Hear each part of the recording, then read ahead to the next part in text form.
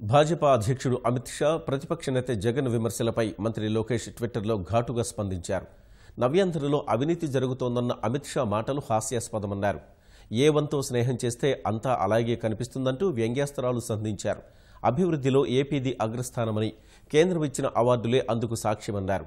తిత్లీ తుపానుతో ప్రజలు అల్లాడినప్పుడు ముఖం కూడా చూపించిన భాజపా నేతలు ఇప్పుడు అదే శ్రీకాకుళం జిల్లా వేదికగా కుట్ర రాజకీయం మొదలుపెట్టారని మండిపడ్డారు. ప్రత్యేక హోదా, విశాఖ రైల్వే జోన్, కడప ఉక్కు పరిశ్రమపై స్పష్టత ఇచ్చాకే భాజపా నేతలు రాష్ట్రంలో అడుగుపెట్టాలన్నారు. లేదంటే అమిత్ షా సభలో ఖాళీ కుర్చీలకు చెప్పినట్లే గాలి కబుర్లు చెప్పుకోవాల్సిన వస్తుందని ఎద్దేవా చేశారు. కియా పరిశ్రమ ముందు వైకాపా నాయకుల ధర్నాను లోకేష్ తప్పుపట్టారు. పెద్ద కంపెనీల రాకతో యువతకు ఉపాధి లభిస్తుంటే అవినీతి పత్రిక ద్వారా అసత్య ప్రచారం చేస్తున్నారని దుయ్యబట్టారు. జగన్ తీరు మారకుంటే ఎన్నికల తర్వాత ప్రజలు ఆయనకు ఉద్యోగం లేకుండా చేస్తారని అన్నారు.